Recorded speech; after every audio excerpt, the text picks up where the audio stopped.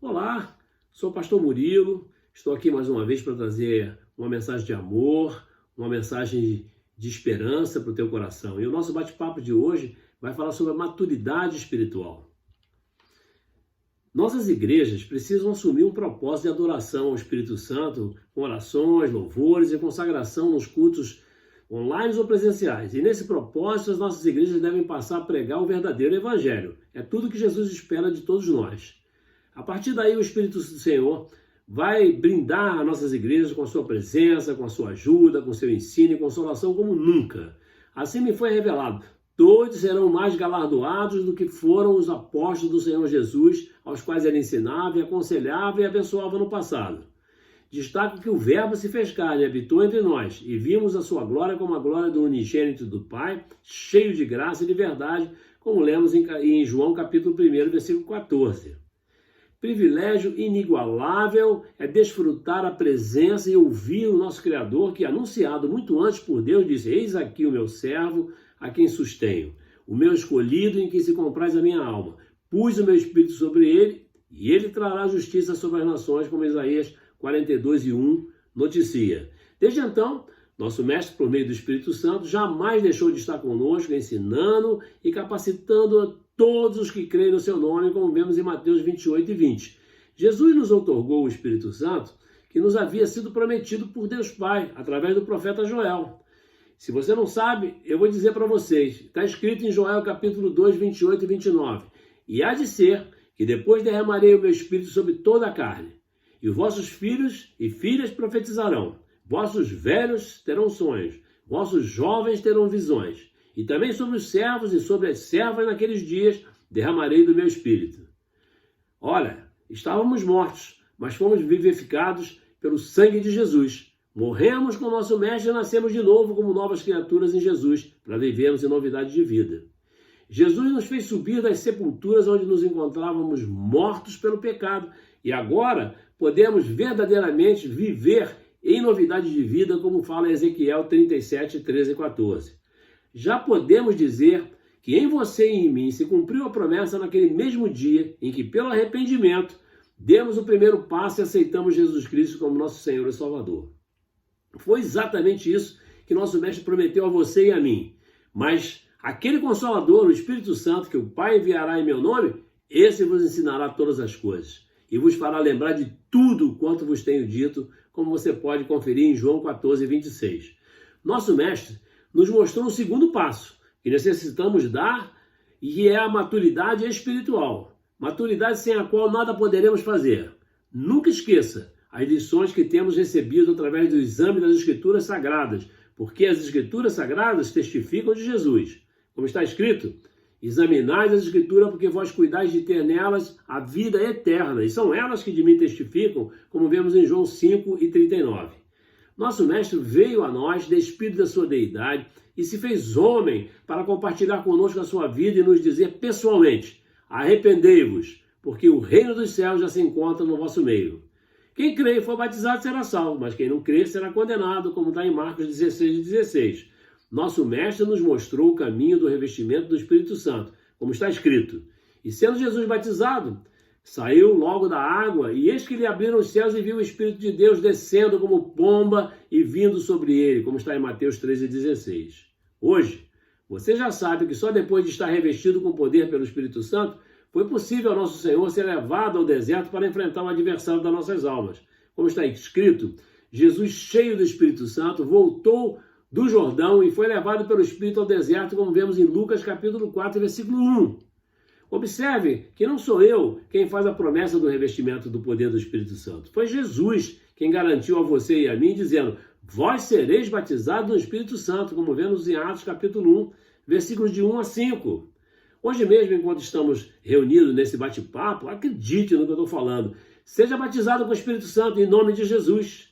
Porque a maturidade espiritual só se dará quando você receber a virtude e poder do Espírito Santo. Pois está escrito: mas recebereis a virtude do Espírito Santo que há de vir sobre vós, e ser-me-eis testemunhas, tanto em Jerusalém, como em toda a Judéia e Samaria, e até os confins da terra, como você pode conferir em Atos capítulo 1, versículo 8. Se você realmente deseja atender o que está escrito na palavra do Senhor, não há outra saída. Arrependei-vos, e cada um de vós seja batizado em nome de Jesus Cristo para o perdão dos pecados, e recebereis o dom do Espírito Santo, como está em Atos 2, capítulo 2, versículo 28. Você não pode abrir mão desse privilégio. O dom do Espírito Santo só será concedido àqueles que, arrependidos, receberam o perdão dos pecados. Fica claro que eu e você só poderemos dar testemunho de Cristo Jesus, nosso Mestre, enquanto estivermos revestidos pelo Espírito Santo.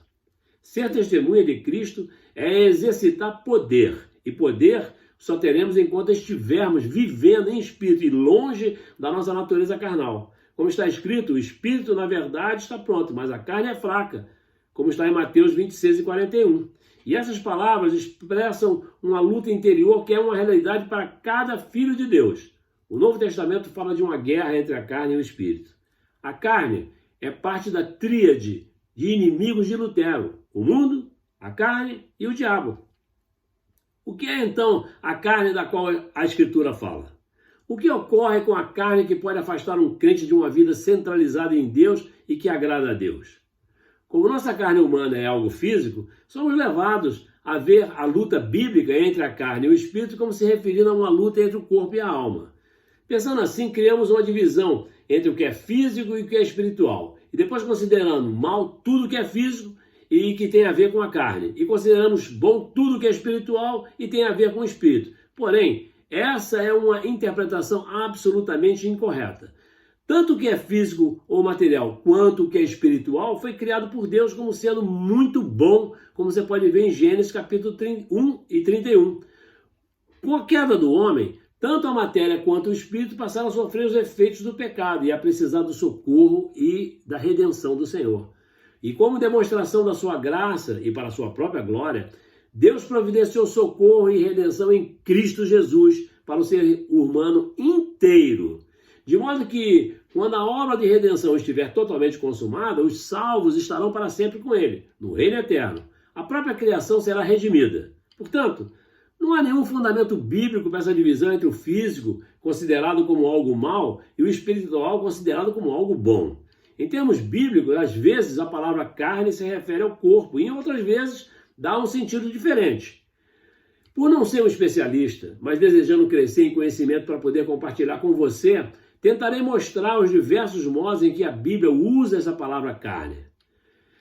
No Novo Testamento, encontramos duas palavras gregas, soma, S-O-M-A, e sars, S-A-R-X, que geralmente são traduzidas na Bíblia pela palavra carne.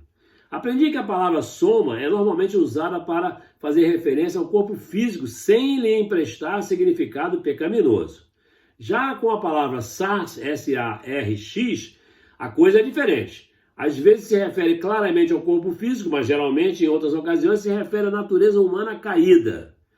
Quando o Evangelho de João diz que o Verbo se fez carne e habitou entre nós, João 1,14, não significa que o Verbo, Jesus, haja assumido a natureza humana caída. Significa simplesmente que o Logos eterno, o Verbo, atribuiu a si mesmo a natureza humana. Logos é uma palavra grega que diversos significados possui. Palavra, discurso, matéria, razão, motivo, falar, etc. O significado, portanto, depende muito do contexto em que o vocábulo é usado. Na Bíblia, esse termo grego é exaltado no Evangelho de João. Para o evangelista, Jesus é a palavra personificada. O seu evangelho proclama que a palavra, Logos, é divina, né? E tomou forma humana numa pessoa histórica, isto é, em Jesus. E da mesma maneira, Paulo fala dos seus compatriotas, segundo a carne, Romanos 9,3. Nessa passagem, Paulo está se referindo não à humanidade caída, mas ao seu próprio povo, os judeus, como membros da mesma nação que ele. A parentela de Paulo, segundo a carne, eram seus companheiros israelitas. E o apóstolo fala, tal como nós, quando nos referimos aos nossos próprios filhos, como nossa própria carne. Mas há ocasiões em que a palavra sars, S-A-R-X, indica especialmente a nossa natureza caída. E nessa hipótese, descreve a corrupção humana, que de maneira nenhuma está limitado ao nosso corpo físico. O ser humano inteiro está caído. O pecado contamina cada aspecto da nossa existência. O pecado está alojado no coração humano. A palavra de Deus diz que o coração dos homens está cheio de maldade e nele há desvarios enquanto vivem, como vemos em Eclesiastes 9,3. Jesus ensina que do coração procedem maus desígnios, homicídios, adultério, prostituição, furtos, falsos testemunhos, blasfêmias, como vemos em Mateus 15, 19. Por natureza, temos uma mente carnal, como está em Colossenses 2 e 18. A mente e a carne estão igualmente caídas. Ambas estão ajustadas para agradar a nós mesmos e não a Deus. Mente carnal não significa simplesmente maus pensamentos e os vícios físicos, como bebedeira, glutonaria, fornicação, por exemplo. A mente carnal envolve um propósito determinado contra Deus. Essa é a mente de uma humanidade caída, que não quer Deus em seus pensamentos. É a mente de uma pessoa que não é guiada pelo Espírito Santo. E Paulo fala sobre uma guerra contínua entre a carne e o Espírito. Está escrito: digo, porém, andai no Espírito e jamais satisfareis a concupiscência da carne, porque a carne milita contra o Espírito e o Espírito contra a carne, porque são opostos entre si, para que não façais o que porventura seja do vosso querer. Mas se sois guiados pelo Espírito, não estáis sobre a lei. Ora, diz Paulo, as obras da carne são conhecidas e são prostituição, impureza, lascívia, idolatria, feitiçarias, inimizades, porfias, ciúmes, iras, discórdias, distensões, facções, invejas, bebedices, glutonorias, coisas semelhantes a essas, a respeito das quais, diz Paulo, vos declaro, como já outrora vos preveni, que não herdarão o reino de Deus os que tais coisas praticam. Então a luta se desenvolve entre a carne e o espírito humano. Não, a luta não se desenvolve entre a carne e o espírito humano, mas entre a vida que serve à carne, ou seja, entre a luta da natureza humana caída e a vida guiada pelo Espírito Santo. Não é um conflito entre o corpo e a alma, mas entre o velho homem, que é guiado pela sua natureza humana degenerada, e o novo homem, cheio do Espírito Santo.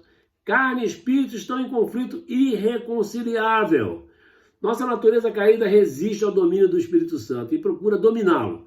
Da mesma maneira, o Espírito é inimigo da carne. Ele anseia pela glória de Deus, que a carne abomina, e procura gerar seu fruto, que também é apresentado em Gálatas 5, 21 a 23. Mas o fruto do Espírito é amor, alegria, paz, longanimidade, benignidade, bondade, fidelidade, mansidão e domínio próprio. Destaco o contraste entre a carne e o espírito, que pode ser visto com nitidez em Gálatas 5, 20 e 21 e Gálatas 5, 22 e 23. Observe que Gálatas 5, 20 e 21 apresenta as obras da carne, enquanto Gálatas 5, 22 e 23 o fruto do Espírito Santo.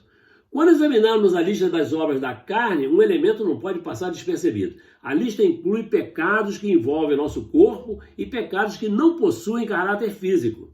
E na lista encontramos prostituição e bebedice. Esses são pecados que cometemos com nossos apetites físicos e funções corporais. Na mesma lista encontramos referência a ciúme, inveja, idolatria e coisas semelhantes, que são pecados do coração. Você pode então concluir que, quando o Novo Testamento fala da carne em contraste com o espírito, a referência não é ao nosso corpo físico, mas à nossa natureza pecaminosa, que inclui a pessoa por inteiro. É o conflito entre dois estilos de vida. A vida da carne, que é controlada pela tendência do pecado, e a vida do espírito, que nos leva à retidão e a agradar a Deus. E você precisa entender que o Espírito Santo está nos falando neste bate-papo de hoje, a fim de não cair no erro de dar atenção apenas às coisas exteriores, à aparência, como faziam os fariseus, que mediam a justiça pelas suas próprias ações exteriores. Só o Espírito Santo pode nos limpar, tanto do exterior quanto do mais profundo do nosso ser. Mas não fica só por aí. Você deve se prevenir quanto ao oposto, que se dá quando você acha que tudo que importa é a sua atitude interior. Contanto que seu espírito esteja no bom caminho, não é importante como você age exteriormente. E essa atitude é a atitude mais traiçoeira, a atitude do auto-engano. Por meio dela, as pessoas buscam justificar todo tipo de pecado. Dizemos a nós mesmos que o amor justifica o adultério. Repare o quanto esse pensamento popular é malignamente explorado em filmes, novelas, rádio, televisão, internet. E o adolescente também, que justifica a sua fornicação dizendo que é impulsionada pelo amor, por exemplo. Embora eu já tenha falado nesse bate-papo que a palavra carne não se refere exclusivamente às inclinações ou aos pecados físicos, não deixa de incluí-los. Importa que você compreenda que, embora a palavra carne não se refira exclusivamente às inclinações ou aos pecados físicos, repito, também os inclui. Nossos apetites corrompidos e influenciados por nossa natureza caída exercem uma força poderosa em nossa vida. Mas, graças a Deus, o Espírito Santo busca nos ensinar a utilizar o fruto do domínio próprio. Você é chamado por Deus para dominar seus desejos e mantê-los sob controle. O exemplo clássico é o desejo de comer, que não é pecado em si mesmo. Todavia, quando esse desejo escapa ao controle, nos leva a cair na glutonaria, que é pecado. O impulso sexual também é um apetite natural, que em si mesmo não é pecado. Deus instituiu o casamento no qual a expressão do sexo é não somente permitida, mas ordenada. Temos direitos e responsabilidades conjugais. Fora do casamento, porém, devemos nos abster das atividades sexuais. Deus criou o sexo. O domínio próprio é a regra da sexualidade. Somos responsáveis diante de Deus por nosso comportamento sexual. A Escritura declara, mas a impudícia e toda sorte de impureza ou cobiça nem sequer se nomeia entre vós, como convém aos santos, como está em Efésios capítulo 5, versículo 3. Impudícia é aquilo que é imoral ou sem pudor, seja uma coisa, um ato ou pessoa. A palavra impudícia vem de pudica, que significa tudo aquilo que é puro. Essa proibição absoluta por parte de Deus tem sido atacada por muitos argumentos seculares. Pode ser extremamente difícil para uma pessoa permanecer casta, particularmente em uma sociedade pervertida e promíscua em que nossos sentidos são diariamente bombardeados por estímulos eróticos. Mas a lei de Deus é claríssima, ela diz não. Deus nos chama para exercer o domínio próprio mesmo no meio de uma sociedade pervertida e caída. A abstenção dos prazeres carnais é difícil de ser obtida por causa da fraqueza da nossa carne, mas ela é possível, creia nisso. E Deus ordena que a busquemos. Se falharmos, cometemos pecado. O que é inadmissível, abominável para Deus, é se nós possamos mudar seus padrões e chamarmos o mal de bem e o bem de mal. A carne é uma aliada do mundo. Ela se justifica pelos padrões do mundo, não pelos padrões de Deus. Mas o Espírito Santo é o aliado do crente na batalha contra o mal. Quem tem ouvidos, ouça. Hoje, se ouvirdes a voz, não endureçais os vossos corações, como diz Paulo, como na provocação, pois quais os que, a tendo ouvido, o provocaram? Não foram, porventura, todos os que saíram do Egito por meio de Moisés? E contra quem se indignou por 40 anos?